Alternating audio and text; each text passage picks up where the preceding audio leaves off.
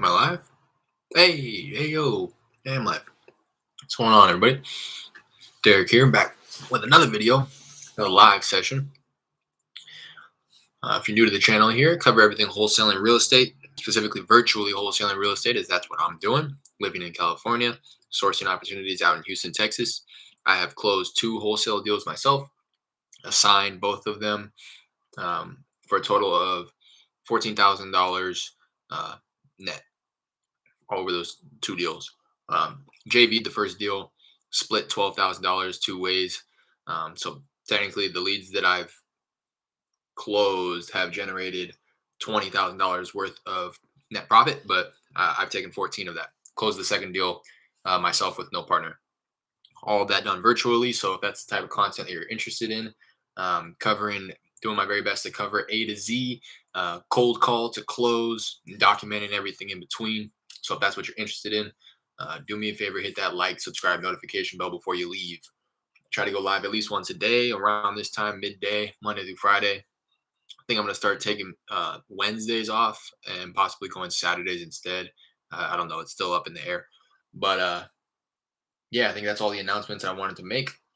Check out the links in the description before you leave as well. I got my Instagram down there if you want to give me a follow. I'm trying my best to start providing some more real estate related content on there.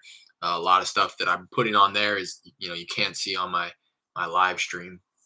It's, stuff that I'm dealing with after hours or, text replies that come in way after my live stream's over. I'll kind of throw that up on my Instagram. So give me a follow and go ahead and DM me and I'll follow you back too.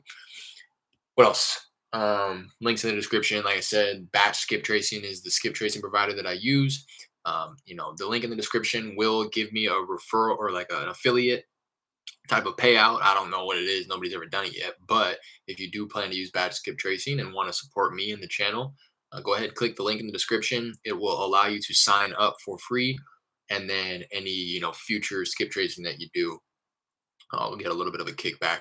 I don't have a discount code for skip tracing. I'm not that cool yet, but what I use is a TTP discount code. It'll knock it down from 20 cents a record to 15 cents, I believe. So you can go ahead and use that. That's Brent Daniels discount code, just so you know who you're supporting when you use that. But yeah, I just wanted to come on here today. Like the description says, I didn't really have any intention on doing any marketing. I've just been running around today, kind of doing a bunch of chores. What I'm going to do right now is fold the laundry, and I wanted to wait until a couple people hopped in here to kind of honestly shoot the shit and just kind of kick back and talk about this deal that I generated, or this lead that I generated yesterday. It is a 6 property deal. It was generated through text. He replied to one of my texts and we hopped on the phone. He let me know that the property that I'm texting him on is one of 6 rentals that he has in and around that area, and mentioned that if he's going to sell that one, he wants to sell all 6 and just get out of single family because he has other stuff going on. He has commercial properties. He has, multifamily. So he says, he didn't necessarily say that he's been thinking about this for a while, but he's definitely has some consideration in his voice. So what I'm going to do right now is kind of kick back for a minute, finish my sandwich, start folding the laundry. I want to wait until a couple people hop in here live so that I can start running down through the numbers and stuff like that, his motivation, his timeline, what we're looking at. And it's going to likely be a creative finance play, seller finance play if, he's interested. So like I said, going to kick back. It may be a couple minutes before people start hopping in here and we start getting a little bit of engagement so that I can actually have conversation with people. So what I'll do is kind of take note of what time it is, and then I will put a timestamp in the description for when the video gets into the meat and potatoes of it all. So if you're wanting to skip ahead and not watch me eat my sandwich or fold my laundry, go ahead, check out the description and skip to the timestamp that I have marked there. So that you can just get straight into it. But yeah, again, if you like this type of content, please feel free to hit that like and subscribe button. I got a goal to hit 50 subscribers before the end of the year. I'm sitting at like 42, I think, right now. So we're definitely on pace to hit that as long as I can stay consistent here. Yeah, we're building a little bit of a community. got new wholesalers, people who are closing deals, um, and everything in between. So don't feel like you won't belong. You know, we got all walks of life in here with the small amount of people that we do have hopping in here and joining us. What's up? Who's in here right now? I see one like was just dropped, which I greatly appreciate. If you're in here watching, I was just kind of mentioning I'm waiting for some people to jump in here so that I can talk about this lead that I've generated. Until then, I was going to finish my sandwich and maybe start folding some laundry. But today's going to be really kick back, casual, just going over this lead that I've generated and the potential that it has, and kind of the future plans that I have for it. Next steps, stuff like that. I really didn't have any intention on marketing today. Maybe I'll hop on the dialer.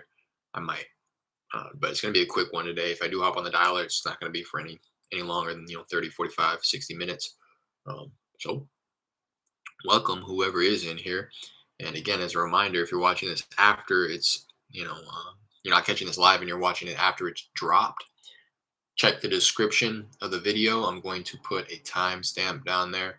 I might start doing this with all my videos, to be honest, because I know that the beginning of the videos are pretty dry until we start rolling with, our marketing or the conversations or the amount of people that are in the chat. So I might start doing that for future videos. For those who can't catch it live and are just watching it after the fact, they can drop down into the description and see like the timestamp of when we really get into the meat and potatoes, really get in the thick of the conversation. So I plan to do that today. And I probably will do that moving forward for all my live streams. Well,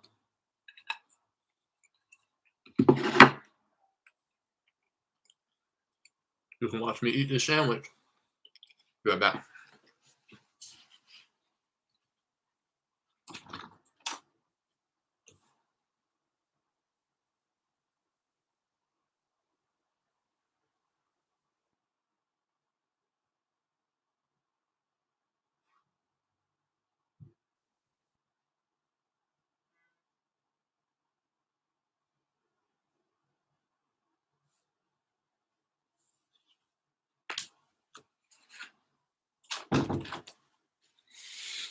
J-Leb, hey yo, what's going on? What's going on, J-Leb? What up, what up? You out on the road or what?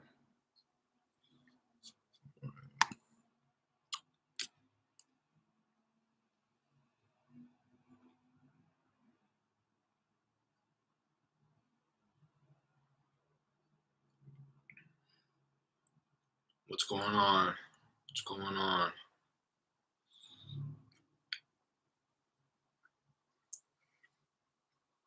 How's everybody feeling? Anybody else doing some marketing today? Any leads generated today? Anything under contract?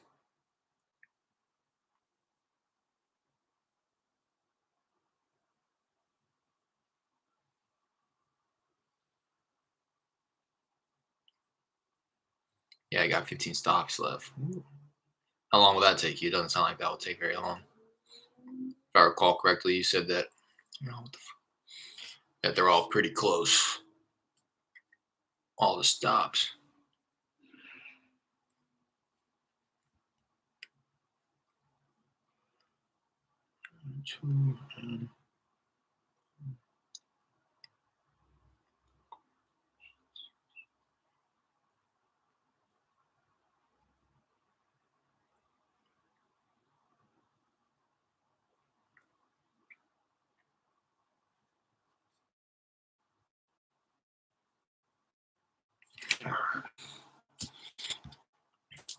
All right.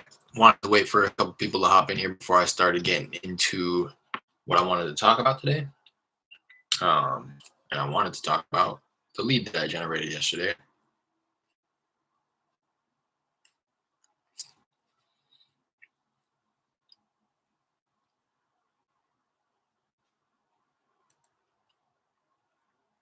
Let me know. Let me know if you guys are ready for me to start talking about it. I want to make sure that there's at least somebody in here live catching the conversation.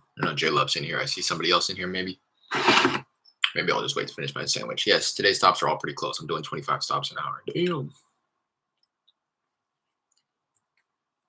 That's a lot of shops.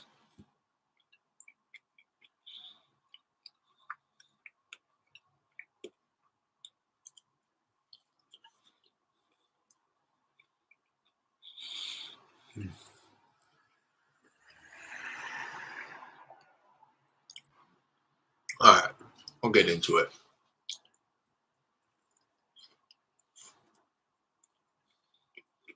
Breaking up.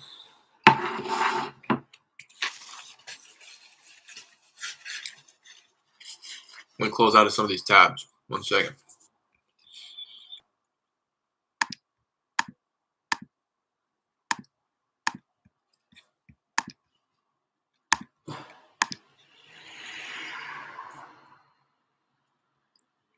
All right, hopefully that helps. Let me know if it's still really bad, Jayla.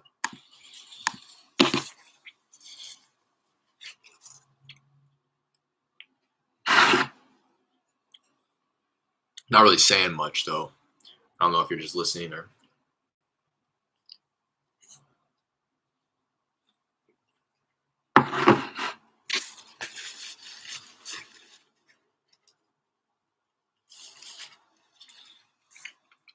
All right.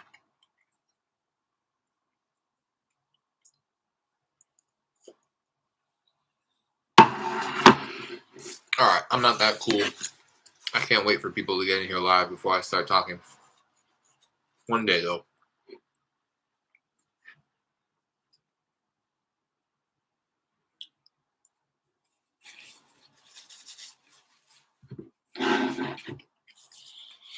All right.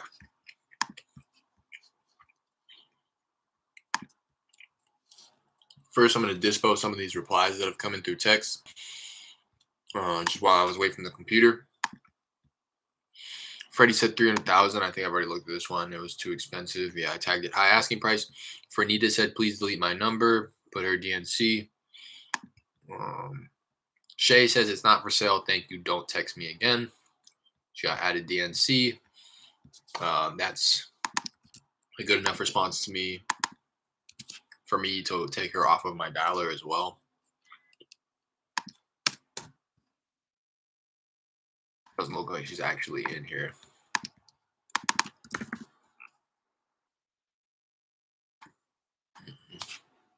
I can hear you clearly now. All right, cool. Yeah, I wasn't really talking. I thought that may be it, but I exited out of a bunch of tabs, so hopefully that'll fix it if it was the issue. Wrong number, not my house. Sorry, got tagged as wrong number. All right. Somebody else had replied. I saw them reply saying 300,000. Let me pull it up on my phone.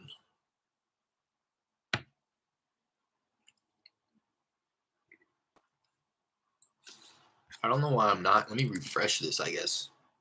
I have text that I see on my app on my phone that I don't see on my computer. A lot. I had like 10 texts that came in the last 45 minutes that I don't see there.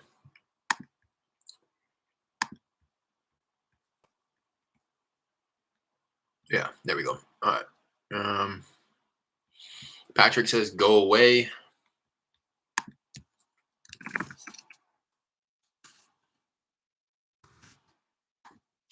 I'm not interested, but I'm not going to remove him from my dialer because, again, I don't know if that's actually the right person that I'm looking for.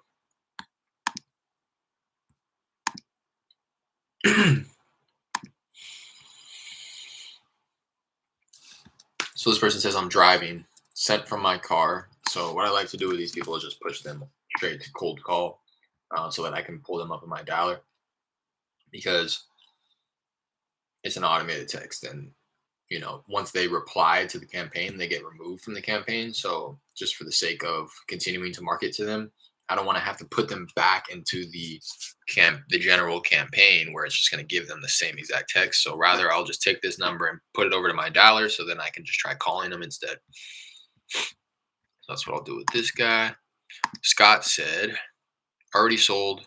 Thanks. Happy holidays. To Scott, I'll say, into you.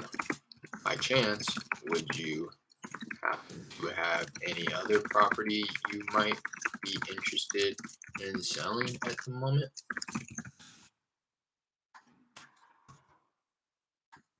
Tag him already sold. Pull him up in the dialer. And remove him.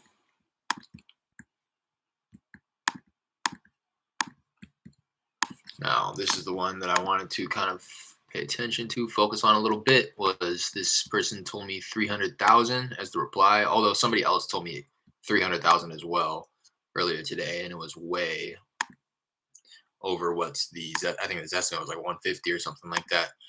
But let's see what this person's estimate is. See if it's worth comping and starting the conversation.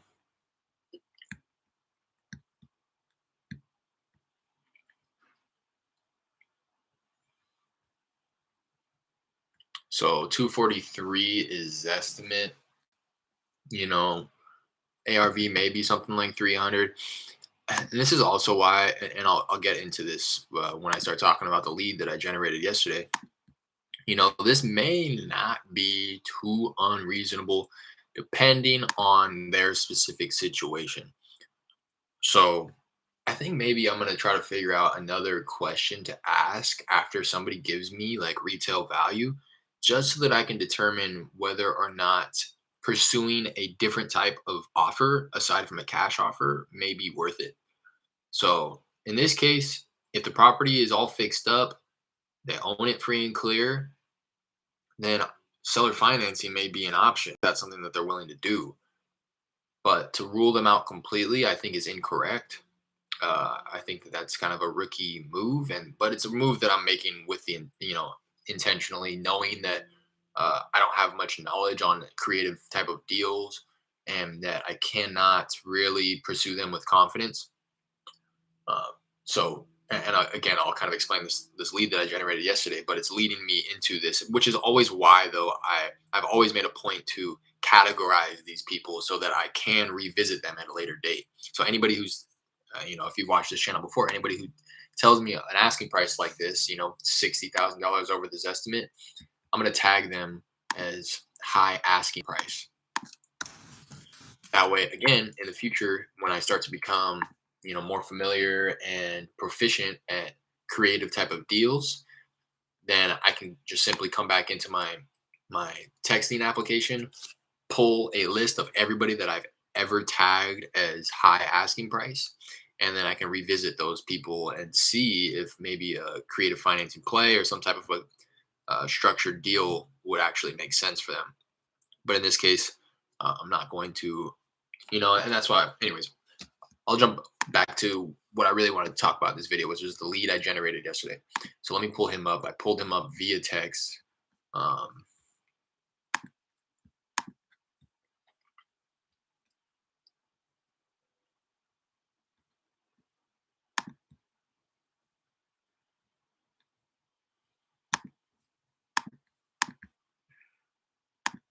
all right.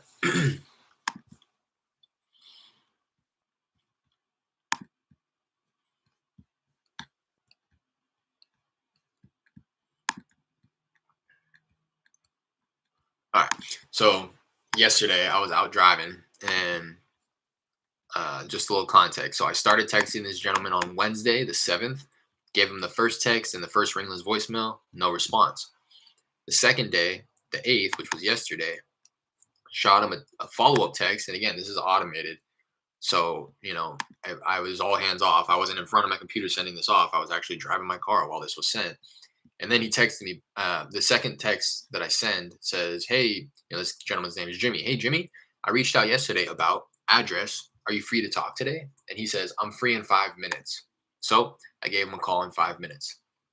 Jay Lep, you ever plan on investing to other cities other than Houston? Yeah, that's my goal actually, um, is to build out a virtual model out in Houston to the point where it's like, I don't foresee this happening anytime soon. I have realistic expectations, but that is the goal for me, is to build out a virtual system and process out in Houston to the point where I can separate myself from it. And it's kind of doing deals on autopilot without me. I'm gonna have to put a lot of people in place in order for that to happen. um, but that is the goal long term. And then my next market, I want to bring back into my backyards. So me and my girl plan on getting down to San Diego. So I plan on possibly working like the Southern California market when I'm able to do that. But I don't want to just abandon Houston, um, because obviously I put in so much time, effort, and resources into it. Where all these leads that I've generated, I could probably not pull any more lists and just work with the leads that are in my current list and the follow ups that I have. And I may be able to buy a few of these properties or sign a couple of these properties, but it just may take, years. So um, I've already committed to Houston. I don't plan on ever leaving Houston and not ever doing deals in Houston, but I do definitely plan on adding different markets, specifically in my backyard. But to continue, he says, I'm free in 5 minutes. He texted me that yesterday, so I called him in 5 minutes. The conversation went something like this. Hey, yeah, we were texting back and forth. I just kind of wanted to, connect with you and figure out, if this was something that you may be interested in. And he said, yeah, well, why don't you, kind of tell me a little bit about yourself, the company that you work for, and what the process would look like. And I said, sure. My name's Derek. I just work with it's just me and a few of my partners here. This is kind of what I say, to take the mom and pop approach as opposed to this big corporate, company that's not going to have his actual best interest in mind. And you'll find, I've found at least, that sellers will appreciate that. Sometimes, based off what I've learned and what I've gathered, is sometimes sellers don't really want that. They would rather go with the big corporate investor because they'll get more money. You know. So, anyways, I said, my name's Derek. It's just me and some partners, here, pretty small uh, business, kind of mom and pop. We have some cash on hand, and we are able to. We're looking to buy one more property before the end of the year. If you've been watching, that's what I've been saying to pretty much all these sellers, to create that sense of urgency. Like, hey, look, we have cash, we can pay cash, but we need to buy something before the end of the year. Um, so, if that's something that you may be interested in, I'd love to learn a bit about the properties so that I can get a general understanding of where I would be in terms of offer price or the property, right? So then that he says, at this point, I'm thinking it's just this one property. And then he replies with, okay, well, to tell you the truth, the property that you texted me on and that you're talking about is one of 6 rentals that I have in and around that area. If you're familiar with Houston, the Houston metro market, he has 2 properties in Richmond, 2 properties in Rosenberg, 3 properties in Richmond, 2 properties in Rosenberg, and 1 in Sugarland. So he has 6 rentals. And he says, to be honest, if I sell this one, I'm going to want to sell all 6. I found this out on the next phone call that we had, because I called him back later, that he owns a number of commercial properties, multifamilies as well. He mentioned, so he's just saying, if I'm going to get out of the single family, if I'm going to sell one of my 6 single families, I'm just going to want to take advantage of the market. He didn't say this, but that's essentially what he's saying, and just sell all my single families so that I can just wipe my hands clean with the single family business model that I built out here.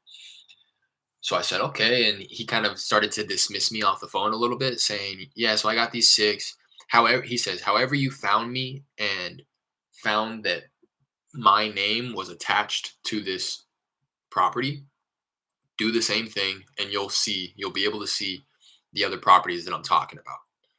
He says, take a look on Google Street View or whatever. Those pictures are pretty true to condition. And if it's something that you're interested in, give me a call. I said, okay. Before I let you go, just one last question. Do any of these need any substantial repairs so that I can get a general idea again of where I would need to come in as an offer price? And he says, no, none of them need any significant repairs, but none of them are brand new. They're all rented. And I never went through the process, never, went through the hassle of renovating all of these properties completely in order to get top dollar for rent. All of them are pretty middle of the road, rent ready, decent, solid, nice condition. So I said, okay, I'll take a look and I'll round back. So I was driving home and I said, I'm on my way home right now. I'll pull him up when I get there and I'll give you a ring if it's something that I'm interested in.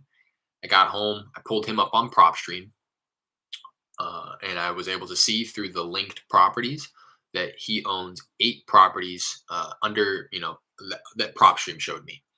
One of them was owner occupied, that was his house. And then another one was a commercial property that was like taken title to under like a DBA of his. I would imagine that he's some type of an entrepreneur and he has his own business. And this is where the business is on this commercial property. I didn't look into it, but so then that left 6 single families one of them being the one that I was texting and calling him on. So then I knew and I kind of looked at all 6. What I then did was I comped all 6 properties to get a general sense of how much these properties would go for if, you know, making a cash offer, buying them, fixing and flipping them would be the route. So came up with the ARV of all of them. Just to kind of run down the numbers of ARVs for the 6 properties, I have 225, 180, 175, 220, 150, 170. All of these are kind of in the general, I take that back. They're not in like the immediate vicinity of each other. Some of the ones that are in Richmond are in the same zip codes and fairly close to each other. Actually, all 3 of the ones in Richmond are in the same zip code, but only 2 of them are like really close enough to each other where I can kind of assign the same ARV or same value to it. Um, so that's what I was looking at ARV. Now, he didn't tell me, and he didn't really have the ability to tell me, what type of repairs these places are going to need, what the true condition of all these were, because these are all rented out and he hasn't been in the properties in some cases, in some of these properties in years. So he truly doesn't know what the condition is. But I called him back, we reconnected, and I kind of went through this additional information that I was able to gather on the second phone call. I ran it back. I said, "Hey, yeah, I took a look at the properties. Just want to run down the list here. I think I'm looking at the 6 properties that you're referring to. If you don't mind me just kind of shouting them out and you let me know if these are the right properties." So I ran down the list of 6 and he says, "Yeah, those are all 6 of them." And I think he was kind of impressed with that. I think he kind of, when he dismissed me off the phone, the first phone call, I think not like he was intentionally trying to test me, but um, it was kind of like if you know what you're doing, you'll be able to find those properties and give me a call if you take a look at them and they're interesting to you. And I called him maybe 2 hours later after I comped, maybe 3 hours later after I comped all these properties. And again, I think he was kind of impressed with the fact that I was able to find the 6 properties that he was referring to. And I let him know that I took a look at all the street views like he had recommended, and I can see that they're all, very well kept. Kind of give him a compliment on that. It's clear that you've kept these properties, and that right there kind of started to allow me to build some rapport. And he opened up. We had a giggle about, yeah, he says he tries his very best, but these tenants, they a light bulb goes out and they'll call him to come fix it. That type of stuff. We kind of just were able to hit it off. Start a good relationship there by just joking about the tenants. Then I confirmed that all 6 were occupied by tenants and they were all rented out. I confirmed that 4 of the 6 were on month-to-month leases and have, their initial year lease had told, so they're just operating month to month. But 2 of them still have, some months left on the initial term, on the initial annual lease. And I was able he told me which properties, this one and this one, are still on a lease that has some months left on the term. What else did he confirm? I kind of threw in there. I was like, I did, or he, I think, mentioned something like this first, which allowed me the opportunity to say this. But I essentially said, ideally, we would like to take title to the properties and have them delivered vacant, if that's something that would be possible. And I kind of used that transition from him talking about the leases and the month to month and the annual, and he made it seem like it was not going to be an issue. If he wanted to deliver all 6 of these properties vacant, he had no issue with issuing 30-day notices and getting everybody out. And he was very confident when he was saying that type of stuff. So that made me feel really good. uh, because I know that that's going to be more attractive to a cash buyer if the properties can be delivered vacant. What else did he say? Um, I touched on the condition again, just to confirm. I know that you had mentioned that none of these need any serious repairs. Um, or sorry, I said, I know that you mentioned that none of these are like really brand spanking new, but just to confirm, do any of these that, to your knowledge, need any serious repairs? And he says, no. Uh, I've replaced the roof on all of these within the last 10 years. I have fixed foundation. Two of these properties have had foundation work. He says, this property and this property has foundation work, but it has had foundation work. And once that was addressed, there's been no issues since. Uh, he confirmed that all properties have central AC.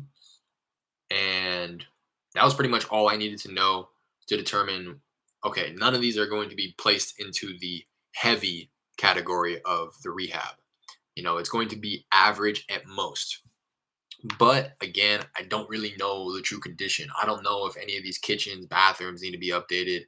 Um, that's something that I probably could have asked now that I'm thinking about it, because that's something that he probably would know. But he was kind of alluding to the fact that all these were just rent ready. He was kind of downplaying the quality of the interior for all of these. So I went into, even before I had the second conversation with him, when I went to go comp the properties, I was taking into consideration average repair across the board, even a little bit more. So any property that was under 1,500 square feet, I just made the assumption of the repair cost going to be 35,000, and anything 1,500 or above, I took $50,000 into consideration. So after comping in these, I came up with a total, MAO, max allowable offer, for all six properties of 572,000. With that number, though, I considered $15,000 assignment fee per property. So with my MAO of 572, that was actually going to give me a $90,000 assignment fee. So I knew that I still had room to go above and beyond that, not only for the fact that I have a huge margin for assignment fees, but also, some of these properties are probably in much better condition than I'm accounting for, only because I don't know and I'm forced to assume that they're in, at least a position where they could use some updating. So when I asked, and I thought this was a good note, I asked, how long have you been thinking about this for a while, or or are you just randomly considering offloading all six of these, single families because I texted you? And he says, man, I get texts and calls every single day. What's up, Jared? He says, I get texts and calls on this every single day, but the reason why I entertained your conversation was how you followed up. And it's funny because, again, all of this is automated. So again, this is the progression of it. I texted him, ringless voicemail, day one. Day two, texted him, and that's when he texted me back. So he says, I get texts and calls all the time, but it's very clear that they're robots or that they're bots that are texting me. But it seemed like you were a real person. So I don't know what it was. I just felt the need and felt like it was right for me to entertain a conversation with you because you have separated yourself from everybody else. When I got your text, uh, it looked like a real person that was texting me. And then he says, I got a voicemail. And then I double checked to make sure that I actually had a missed call from you, which I did. So that alone was like, okay, yeah, this is a real person.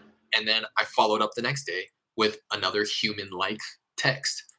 And that's what he said was the tipping point, really, and what prompted him to even entertain a conversation with me. So I thought that was really cool. That's something that I really focus on. I try my best to come across, and I've talked about that on the channel before, just trying to become as human like as possible through these texts that are automated. And again, this was all I did was click one button to add him into the campaign. And that ringless voicemail that he got, those two texts that he got, that was all automatic. But to him, it appeared as if it was more human like than anybody else that texts him. He says he gets texts and calls every day, all day, every day. So I thought that was cool. Um, And that's really what he said. He's like, so I mean, I've definitely considered selling because it's just a constant reminder when all of these people are texting and calling me. But yeah, I just wanted to pursue a conversation with you because you seemed like a real person, and just kind of wanted to start that conversation with somebody to at least explore my options. And then I asked kind of one if he owed. I started to transition into price. I said, for my script, I say, we are able to pay cash, but we're not able to. What do I say? I pretty much read this part of my script. Uh, I say now we can't pay cash, but any mortgage balances or any unpaid taxes, liens, or judgments against the property, anything like that would have to come out of your end. Off the top of your head, would anything like that need to be paid off? And he says, no, it's all the properties are owned free and clear. There's no liens against any of the properties or anything like that. I was like, all right, cool. Now, I mean, did you have a number now that we know that you're going to walk away with what I'm going to offer you? Did you have a number in mind that you'd be hoping to walk away with for all six of these? He said no. Um, so I could have probably transitioned this a little bit better instead of making the offer, which is what I did. I think in hindsight and reflecting back on the conversation, what I should have done was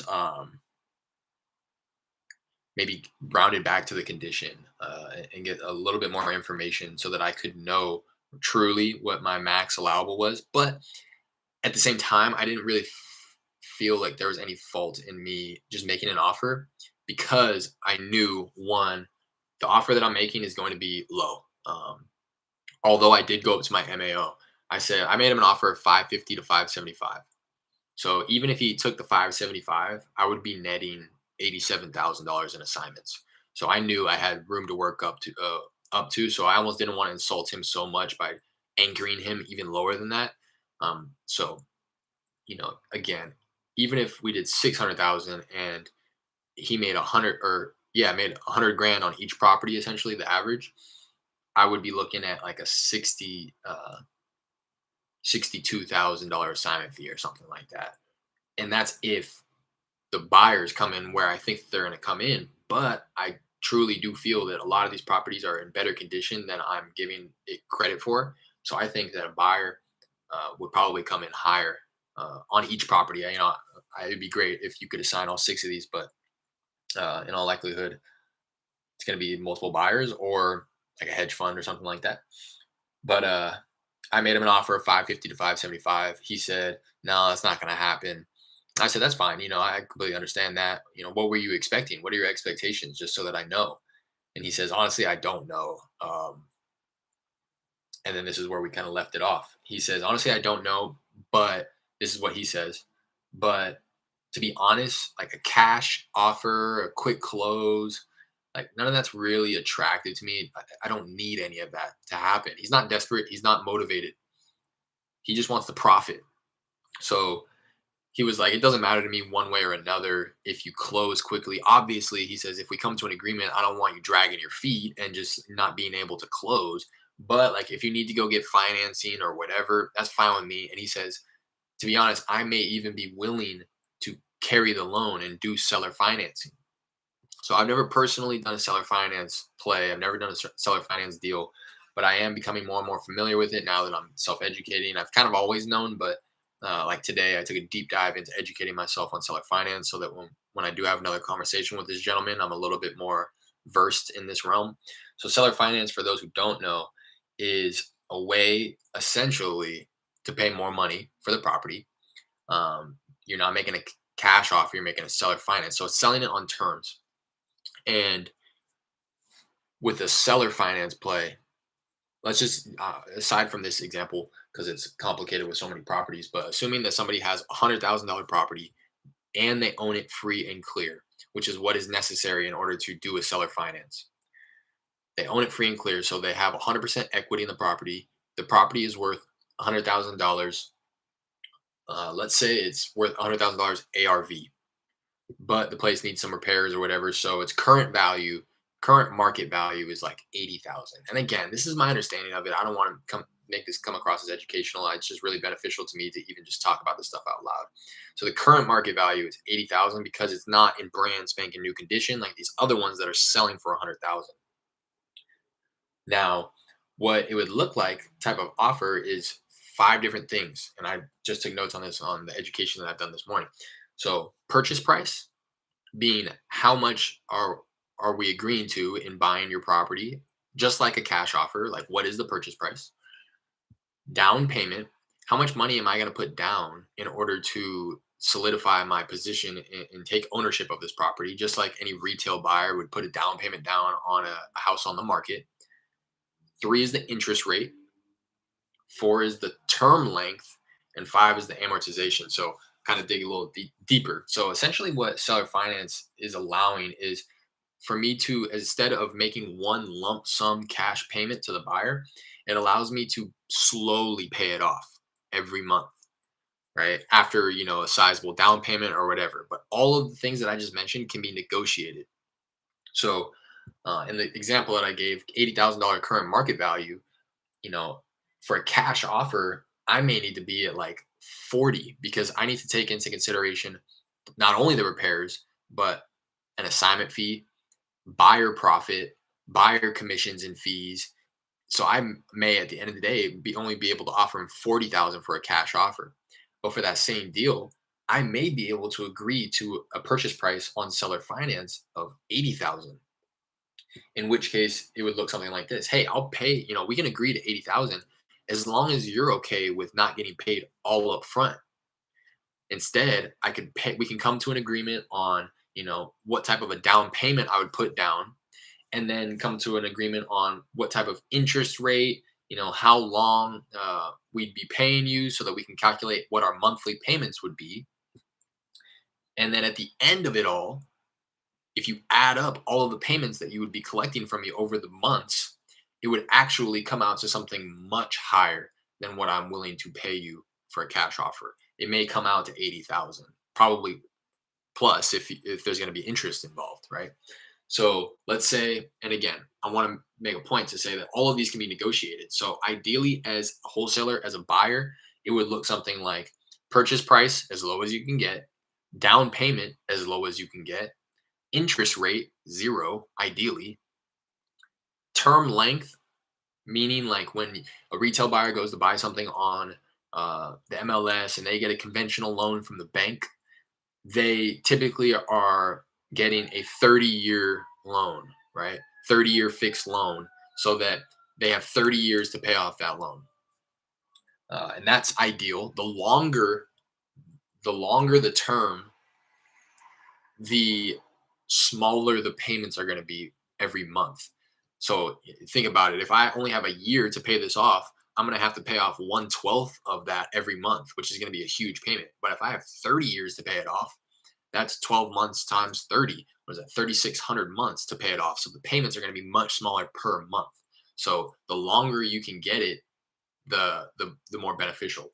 And then the last is the amortization, and that kind of just takes into account the term length and the interest, which gives you, it's kind of irrelevant on a 0% interest, but amortization is essentially how much that monthly payment is going to be. Um, that's how the way, at least how I understand it. Over the course of the 30 years, it's going to be amortized over the course of 30 years, leaving us with a monthly payment of X. So in this case, my seller has 100% equity in all of his properties. So what he's saying essentially by offering up, hey, I may be willing to seller finance it. What he's saying is, I don't need to get paid this huge lump sum payment right now because I'm not desperate, right? If it means me getting more money in the long run, I'm willing to just take small payments over the course of however many years. Now, in order to make it attractive, this is really getting deep, but what you also can offer on top of all those things that I said is a balloon payment. So, it's amortized over the course of 30 years. So just take that same example that I was using, comparing a 1 year where you're having to pay off 1/12 of it every month compared to 30 years, much smaller payments. Kind of lost my train of thought there. But so it's amortized over the course of 30 years, meaning that the payments are going to be small, but there's a balloon payment at year 5, year 7, year 10, where I'm making the payments, and the payments are small because it's, amortized over the course of 30 years. But at year 5 or or whatever you agree to, at year 5, I'm just going to pay you out and pay you out the rest of what I owe you. And that's what would make it, kind of attractive to a seller. It's like, well, yeah, I'm willing to seller finance it, but I don't want to wait 30 years to get all my money. I'd much rather, do this for 5, 10 years, and then in 10 years, just get cashed out for all of it. So that's something that I'm pursuing for this one. He says that he's going to, so the conversation kind of ended with him saying that, uh, I was like, you know what? Why don't we do this? Why don't we take the weekend, take a few days, you figure out, you know, which route you really wanted to take. Let me know when we reconnect what you would be expecting for a cash offer. Essentially, what's the lowest you'd be willing to take for a cash offer. If it's not something that I'm able to do, then we can explore the seller finance route and we can talk terms. And I said, again, take these few days not only to figure out the lowest amount you'd be willing to take on a cash offer, but what you would be expecting if we did enter into a seller finance deal, what type of terms you would be expecting. So for him on his end, to make it ideal for him, he would want the biggest purchase price, the biggest down payment, the largest interest rate, the shortest length in terms of the length, the term length, uh, which would give him the biggest payments per month. Hopefully, I'm not losing you guys. I'm damn near losing myself. Maybe you could hit a pace. Exactly. I was watching a lot of his stuff. I am in a coaching group myself with, I don't know if you're familiar with Chris Jefferson. He works the like Virginia market, East Coast, but I'm in his coaching program. So I'm looking to link up with some people in there to help out with this creative deal. I definitely, at this point, it's going to be something that I want to refer out to somebody with more experience and maybe just try to partner on the deal. You know, I don't have a problem with talking with him. I understand it enough where I can understand what he's talking about and what he's asking for and what he expects, and maybe even understand it enough where I can, throw out some feelers and maybe not hard negotiate with him. Like, oh no, we couldn't do any more than that. But if he asks for a sizable down payment, just having the confidence and enough knowledge to say, that's going to be a little bit too high of a down payment for us. It wouldn't make much sense. If we're going to take the seller finance route, the benefit to us is not tying up so much capital into these deals. Rather we're going to try to get it at a lower down payment so that it makes sense. Well, last time he told me he didn't do deals in Texas, but he said he has tons of students that do. Yeah, the video that I watched was like 2 years old earlier today, but he did mention that he does do deals in Texas. But like you're saying, maybe he doesn't. I don't know. But yeah, and I don't want to knock Pace at all because I learned from him. But gosh, and I want to be really sensitive and careful about this because I have nothing but respect for the guy. Obviously, he's been in this game way longer than I have. But I think that there's some benefit in trying to figure it out yourself as opposed to just running to the gurus and essentially like offering up your deal. Like, hey, I have this smoking deal. I just don't know how to work it. There are a lot of other people out there that are willing to help. And I think that a lot of people are quick to run to these gurus. And um, as much as they're going to help you, that they will definitely help you. I think there's a give and take, and they have all the leverage knowing that they are this guru, knowing that that's why you came to them. And again, they have the leverage. So I don't knock any of them for doing this, but they're going to structure it to where it benefits them the most. It'll also benefit you, but if you were to, in my opinion, this is again, this is not speaking from experience because I've never brought anything to any of these gurus really, in order to partner. But I think that there's also benefit in trying to network yourself and not just going to the person who has like the most YouTube subscribers. Not to say that they're not the most experienced because they are. They're definitely the most experienced. But something in the back of my head tells me that they are leveraging their social proof, the amount of followers they have on Instagram, the amount of subscribers they have on YouTube. Something tells me that they're leveraging that when it comes to offering their assistance because they're already stretching themselves thin in their own business, and now They would have to build a whole other business model, which I'm sure a lot of these people do, in order to service the people that are coming to them through social media, bringing them deals, referrals. And again, I would probably lean on the side of them structuring these deals to provide them the most benefit.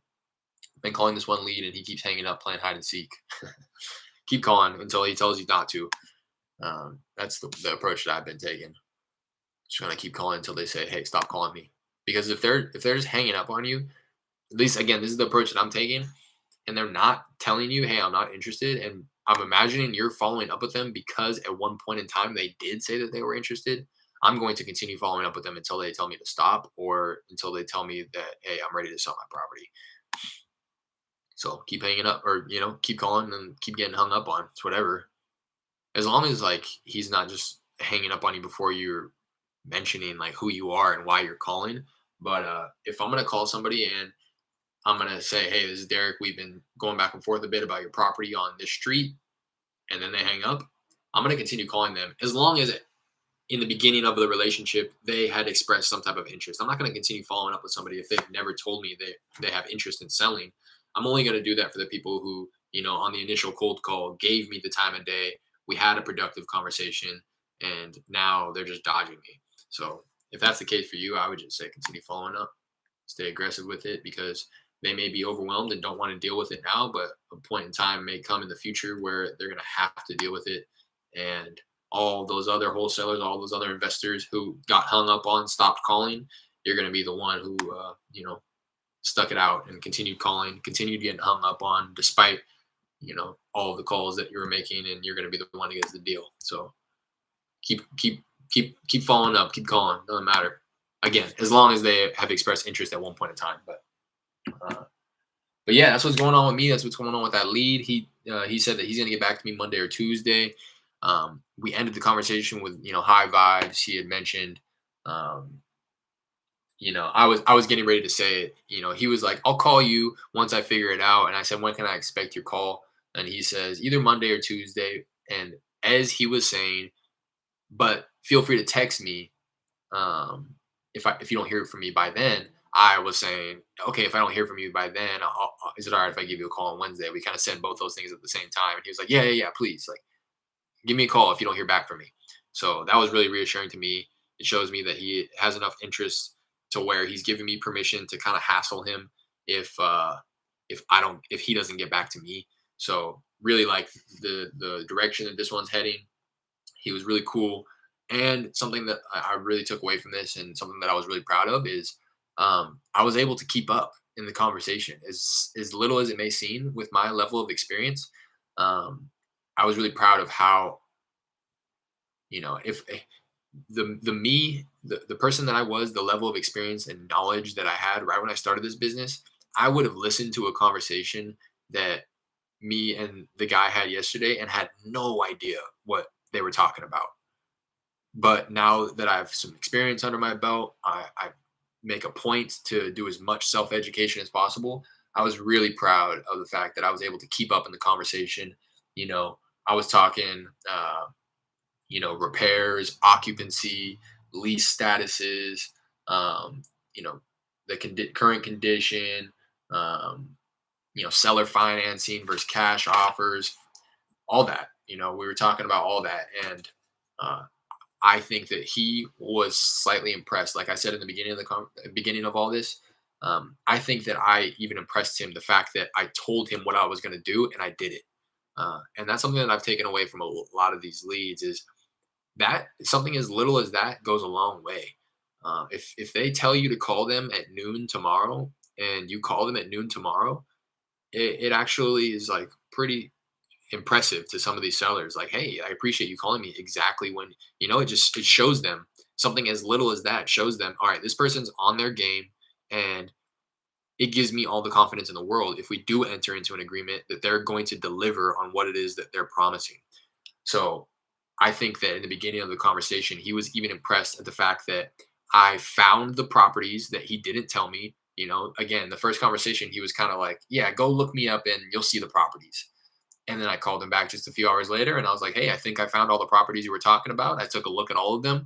I think that that was even impressive to him. And he was like, okay, like this guy's willing to dig a little deeper and do some work just to even have this conversation. So I think he appreciated that, respected that, and was honestly a little impressed with that. Because again, I am just doing those little things, setting myself apart from the competition. You know, becoming as human like as possible through the text. Um, doing what it is that I'm saying I'm getting ready to do. Doing research into the properties, assessing some values, and then being able to keep up in the conversation when he starts talking about seller financing, when he starts talking about, the leases that he has in place, the occupancy status, the amount of equity that he has in these properties.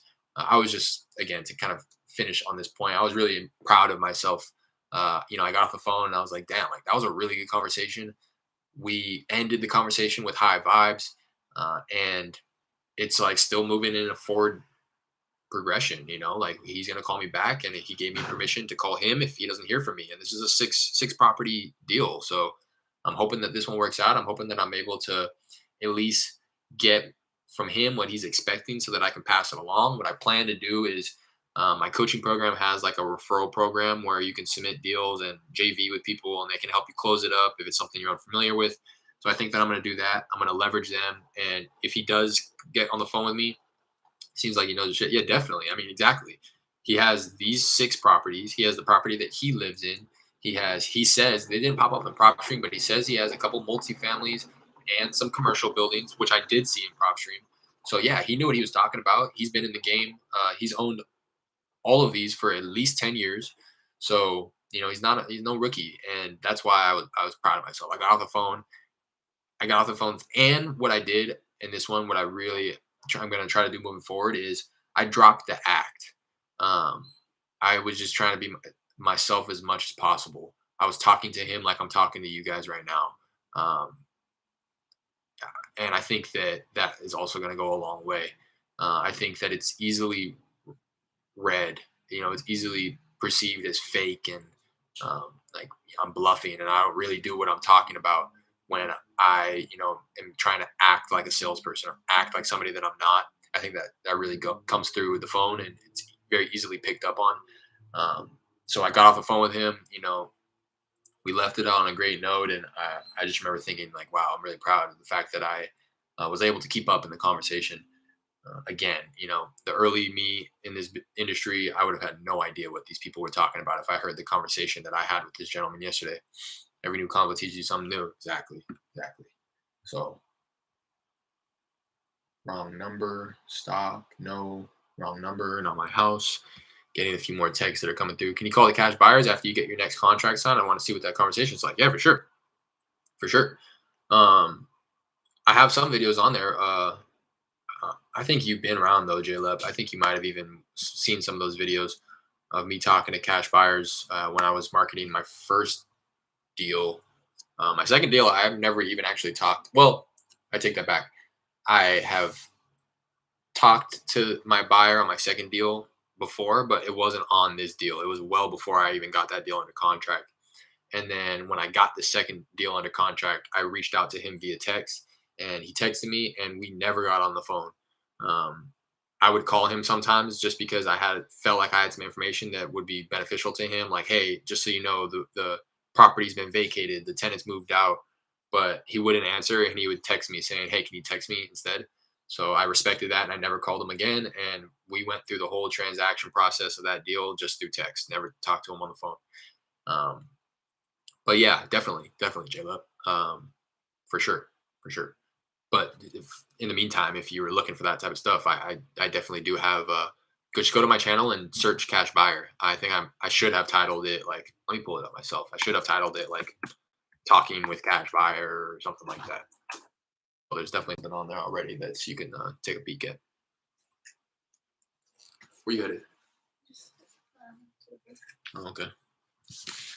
Let me do some searching. No, sorry.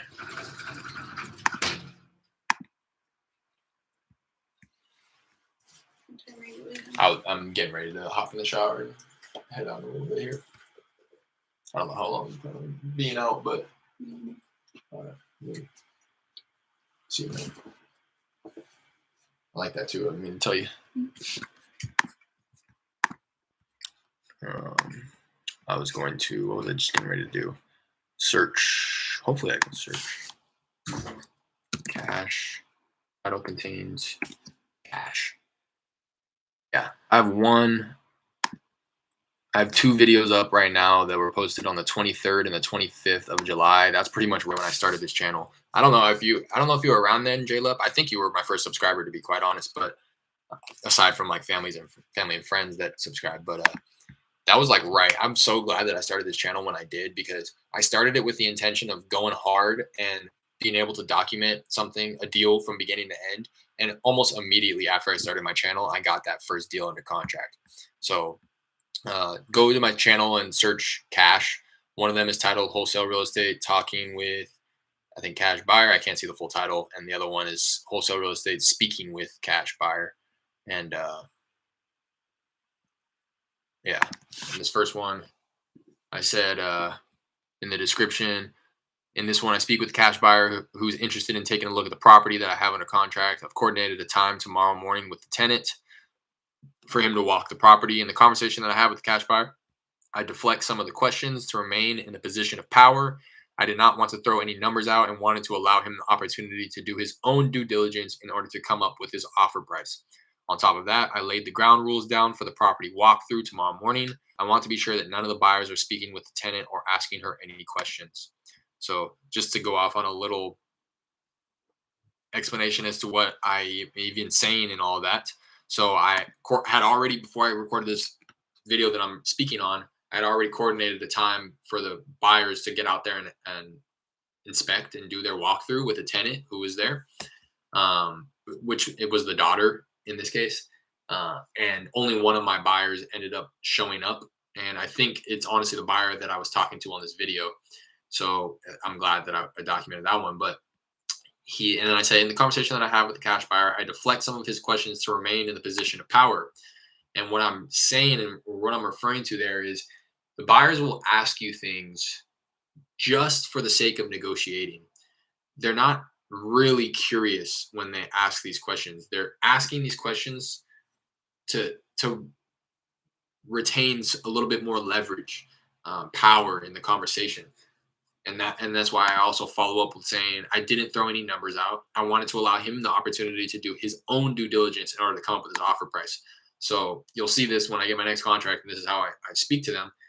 Almost every cash buyer is going to ask, how much repairs is it going to cost? I was your 10th subscriber. Okay, they'll ask you stuff like, how much is it going to cost to repair? And I'll say, I don't know. That's why I want to afford you the opportunity to walk the property and do your own due diligence.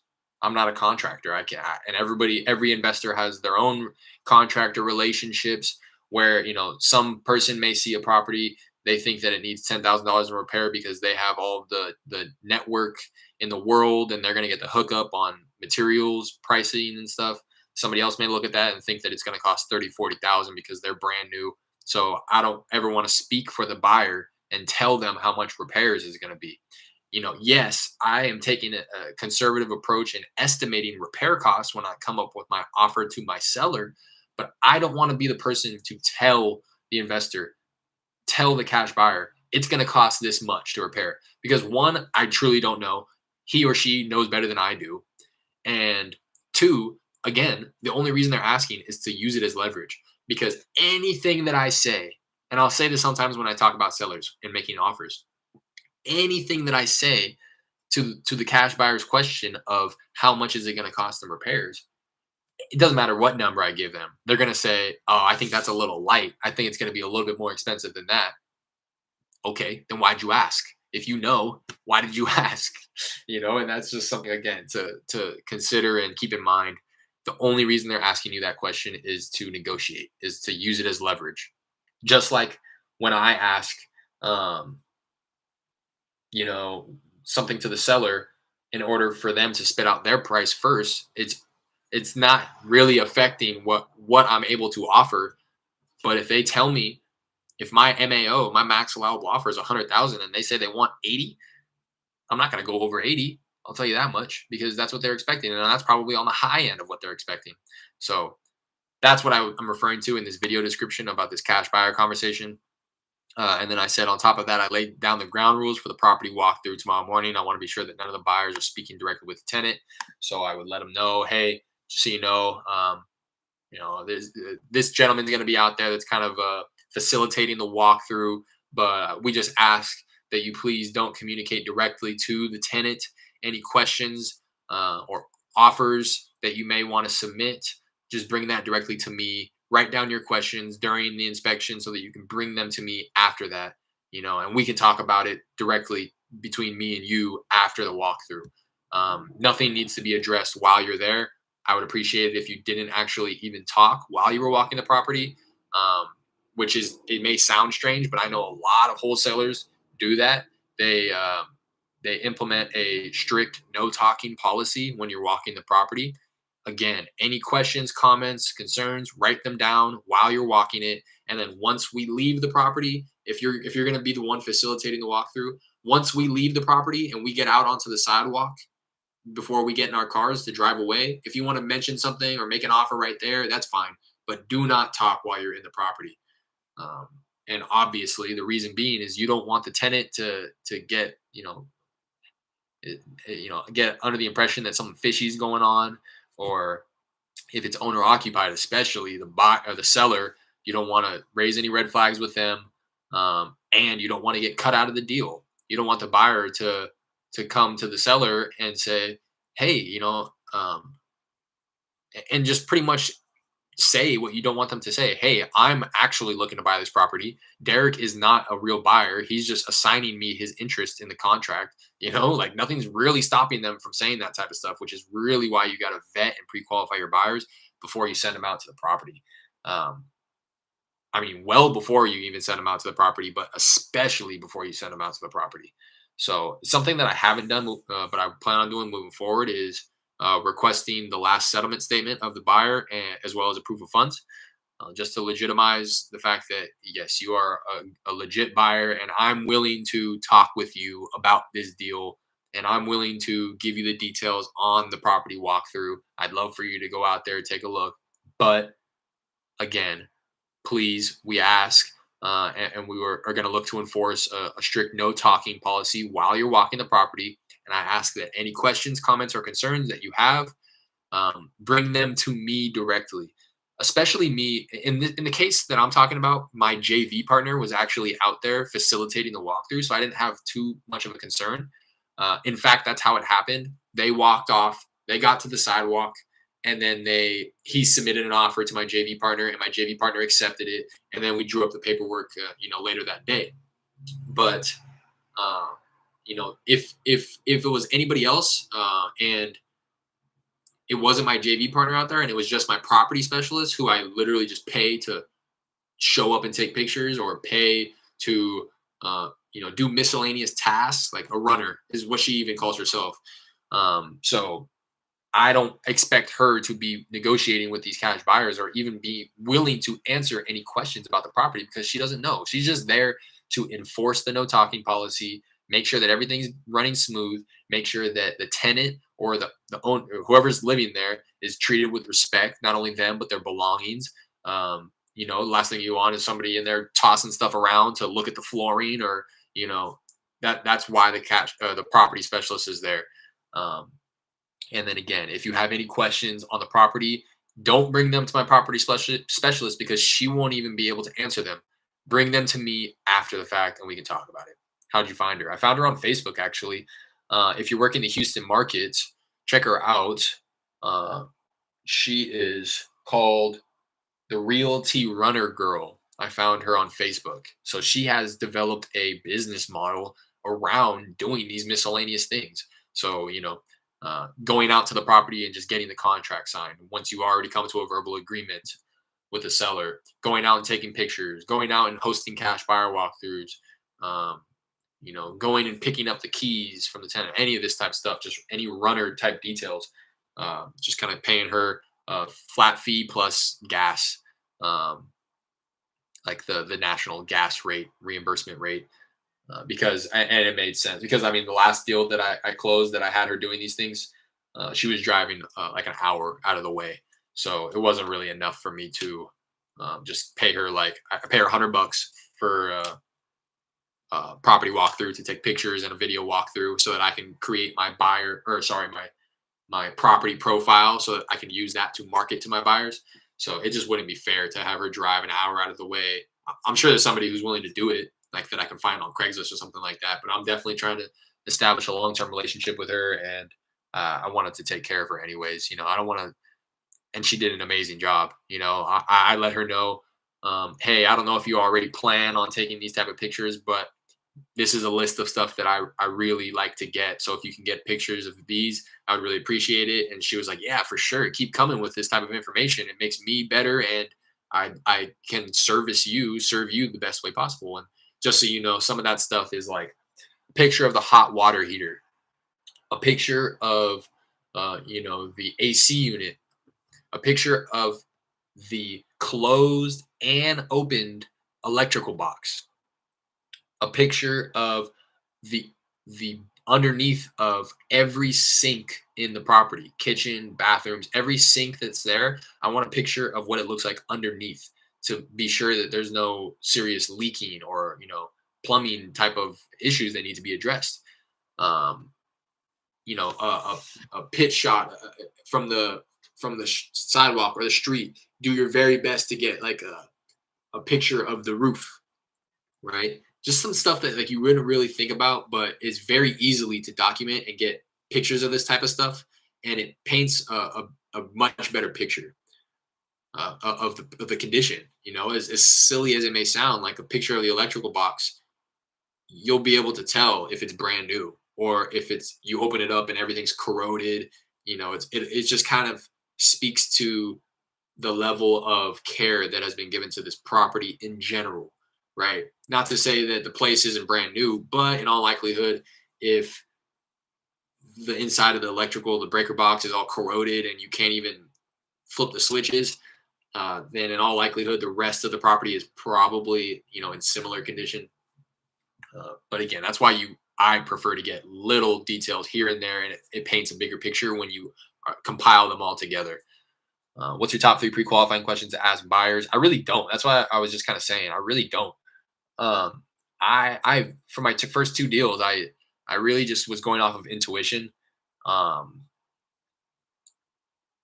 the buyers that ended up so the second buyer, I'll put it this way: the second buyer, it was much easier than the first. The second one, granted, I did a lot more work to try to market it, but I ended up just assigning it to his name's Cody Pirtle. If you're familiar with him, he does deals with his partner Jared Graves out in like all of Texas and as well as some other surrounding states, I believe.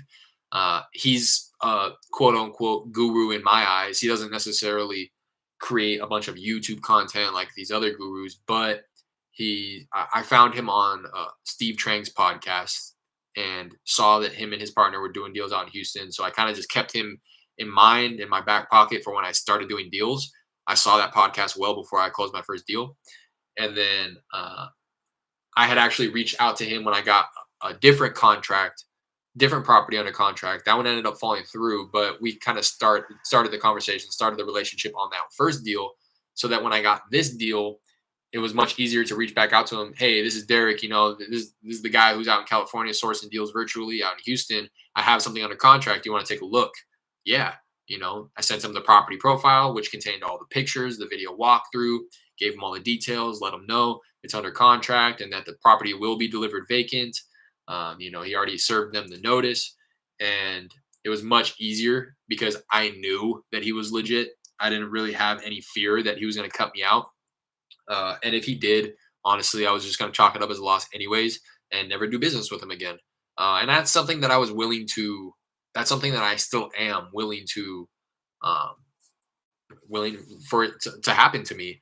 Obviously, I don't want that to happen, and I'm going to do my very best to try to prevent it from happening.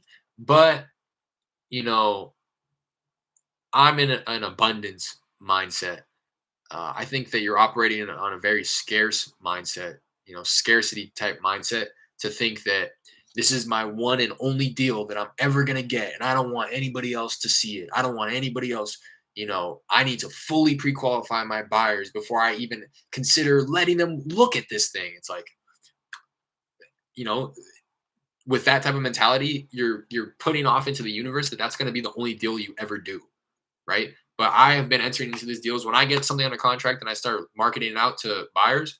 I'm operating under the assumption that this is just another deal, and there's going to be hundreds that come after this. So if I lose out on this deal because a buyer tries to screw me over, so be it.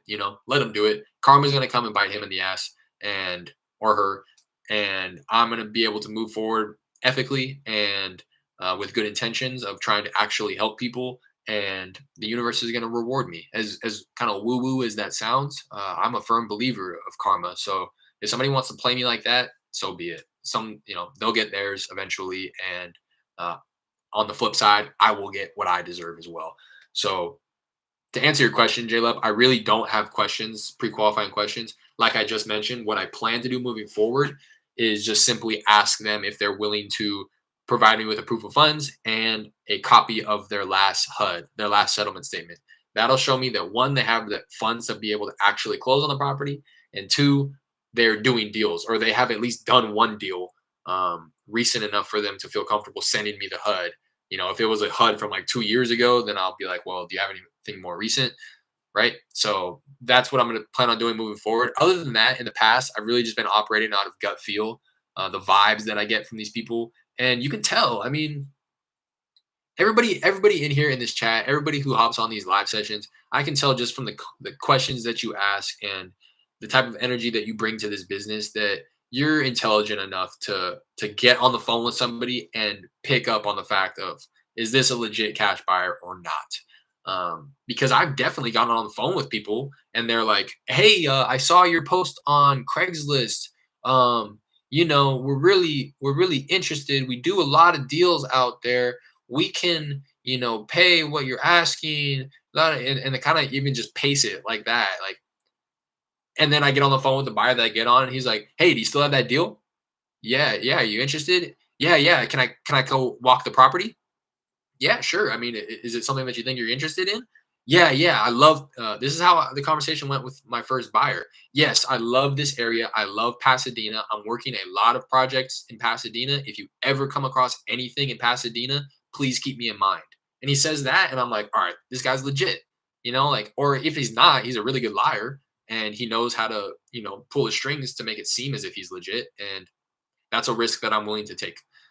You know what I mean?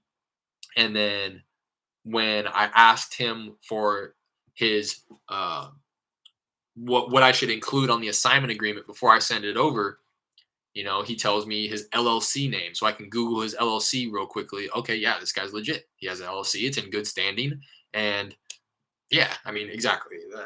Without going into any more detail, to answer your question, Jaleb, I really don't or haven't pre-qualified people. I don't get on the phone with a buyer and go down a list of questions that I need them to answer in my favor in order to consider them as a buyer. If they're going to get on the phone with me and they sound serious, they sound like they know what they're talking about. They they aren't like hesitant in what they again. Just to reiterate this and drive this point home, I have had people call me like, "Hey, I saw your number on this post. You're marketing this property. Is it still available?" Yeah, and then they try to pitch me like, "Okay, well, just so you know, we do a lot of deals out in like, I don't care. Like, do you want to buy this or not? You know what I mean?" And that's exactly what these legit buyers will do. They'll get on the phone and say, "Hey, is that still available? All right, I want it. When can I check it out? Tomorrow? All right, what time? All right, I'll be there." Like that's what the real buyers are going to sound like. They're not going to try to convince you that they are the real buyer, that they are a real buyer. That's the best way that I can explain it. If they're not a real buyer, they're going to get on the phone and they're going to try to say things or allude to things that are trying to convince you that they are a legit buyer. Whereas if they're a legit buyer, they don't have anything to prove. They're going to get on the phone and they're going to ask what they need to know about it, and that's it. And they're going to make an offer. Hey, all lessons you need to learn will happen to teach you. All lessons you need to learn will happen. J-Love, go on Brent's channel. You'll see pre-qualified questions. Yeah, yeah, and not to say that there's not questions that you can't ask these people. I'm just speaking from my own personal experience. The two deals that I've assigned, uh, clearly the buyers were legit, and I did not pre-qualify them. But that's also not to say that I didn't get inquiries from other people on those deals that made me feel kind of weird. And I was like, you know what? I'm not really gonna mess with that buyer. It's making me, it's just giving me bad vibes. You know what I mean? Like I don't. He's talking about some weird stuff, and I have these other people who seem much more legit, and that's what's gonna be able to. You're gonna be able to take that approach when you get a smoking hot deal. You know, when you get a smoking hot deal, you're going to have buyers flocking to you, and you're not going to have to go chase these people down.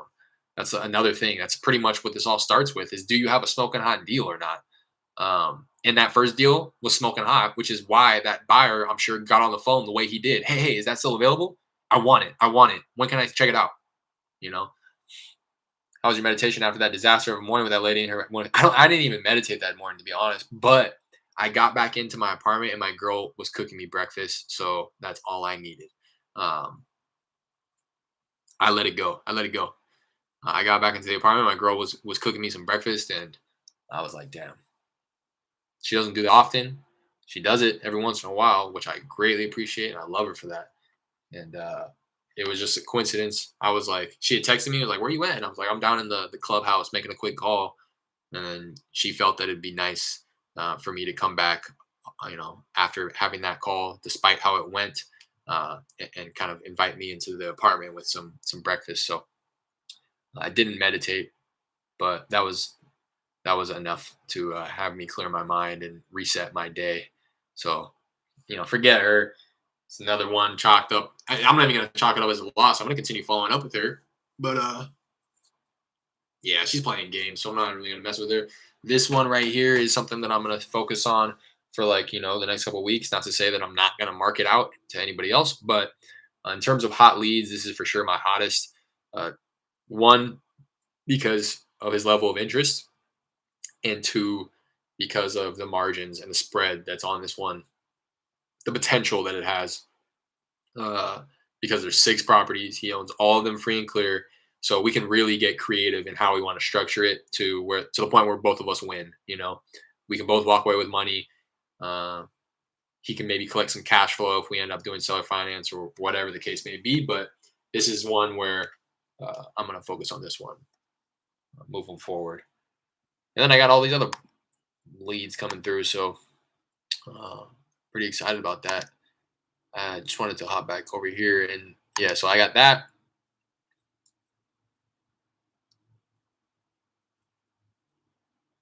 Uh, yeah, okay, yeah, and then the second video that I have about speaking with my cash buyer, it's the same deal, and um, it's not really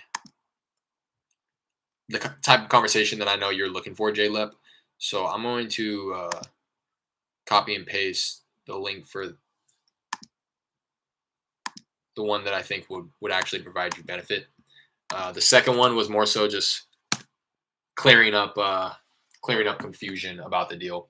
When you're doing some cold calling, I'm gonna cold call tomorrow. To be honest, I'm getting ready to hop off right now. I was just Today was errand day, like yesterday was too. To be honest, not to make excuses, but I just been doing laundry.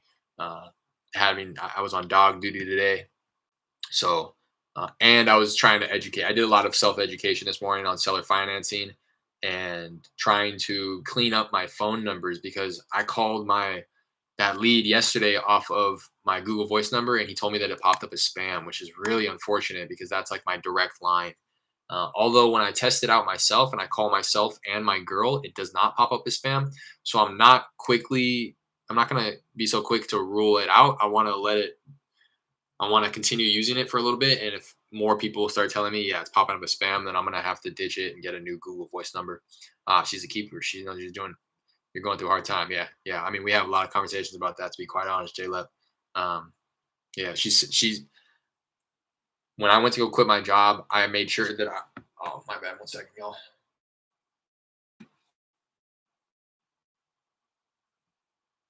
Fuck.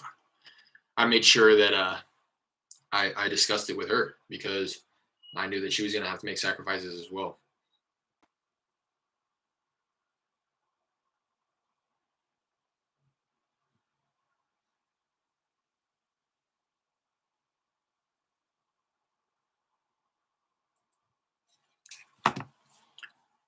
Batch dialer lets you buy numbers easily for $4 and it lets you know if it's spam. There you go. $4 seems excessive, to be quite honest. It's pretty expensive compared to. So like Google Voice is $10 a month, but it's a dedicated line. These are dedicated lines as well, but it's just the convenience of like having it up in an app. You get to text using that number, call using that number, set up a voicemail, get voicemail messages. It's like literally a phone. Batch dialer, $4 per caller ID. Like call tools, I think is $2. I think to be quite honest, I think $4 is pretty expensive compared to the industry standard for just caller IDs to buy in order to dial off of. But it is convenient, like you're saying. It's just right there. It lets you know if it's spam or not. So, but then I don't think you can take calls from it. Yeah, there you go. Exactly. So it's like $10 a month for Google Voice. Or I think another one that my coach recommends is Sideline. I'm not familiar with it. I didn't really dig deep, but I think it's $10 a month as well. Same thing. It's its own application that you can just download on your iPhone or your smartphone, and use it just like Google Voice. Use it as a phone, text from it, call from it, receive calls from it, set up voicemails, all the good stuff. So there's definitely some providers out there. But I think I'll do it for today. I really just wanted to hop on here today and talk to you guys about this one lead because I hopped on yesterday and tried calling him and connecting with him, but he didn't answer. And then right when I got off, he called me back, and I just didn't. I didn't want to take attention away from the conversation itself. I was thinking about scrambling and setting up my live stream, but it's not as simple as that. I have to like give it a title, do all types of stuff before I can just click go live. If it was as simple as just clicking a button like go live, I would have, but I just wanted to make sure that my full attention was on the conversation. So I ended up talking to him like minutes after I got off of the live stream last night. So today I just wanted to make sure to hop back on here, share that with you guys, talk with you about it so that when I have future conversations with him documented on the live stream or just, any updates on that one that I'm providing to you guys, it's familiar to you and you know what I'm talking about. I do my best to try to explain as much as possible the leads, the good quality leads that I'm starting to generate here with you guys, so that again I can document it like A to Z, so that if Marilyn ever comes back around, you guys will know like, oh, Marilyn, like 3 months ago she tried to play you and now she's coming back and wanting to sell it to you. You guys are familiar, and I think that's really cool. So that was always my intention with the channel. Cold Call to Close was the playlist title that I was going to give to it. I think I did, to be honest. But anyways, appreciate you guys hopping on here. Just a little quick one, no real marketing. I had still am having some texts come in. Nothing favorable though, not selling right now, no. So yeah, appreciate you guys hopping on here. If you're still in here and you haven't already, please do hit that like, subscribe, notification bell. At least the like button. At least the like button. Come on now. It's free and it helps out very significantly. Again, I've mentioned this before, but it's quite clear that the more likes that I get on my videos, the more it gets shared.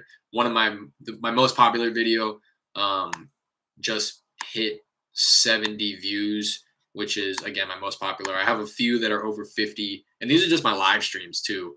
So, I'm really looking forward to reinvesting into the content here in the near future and being able to pre-record a lot of this stuff and release them. You on tomorrow? Yeah, I'm gonna be on tomorrow for sure. I'm gonna be on tomorrow early, and I'm gonna say that out loud right now so that you guys can hold me accountable. I'm gonna be on early, probably 10 a.m. my time, Pacific Standard, and I'm planning on going pretty hard. I hope that I'm not on dog duty tomorrow, but I may be. So if that is the case, I'll just have to take like an intermission, like an hour intermission in the beginning, and then pick back up later in the day. So definitely going to be on tomorrow. Appreciate you guys here. This is just the start of the journey. Got a lot in store for us, for sure. I have big plans up here. Now it's just about implementing them and getting this work in. So that's going to be tomorrow for me. I'm going to be getting a lot of work in. A lot of calls. Tomorrow might even be that type of day that I mentioned before, where I really kind of just allow you guys to talk amongst yourselves on the chat and really just hop on the dialer and try to maximize my time.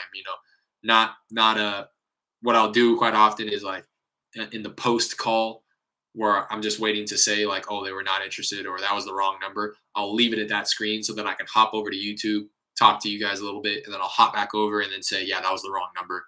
Go to the next one.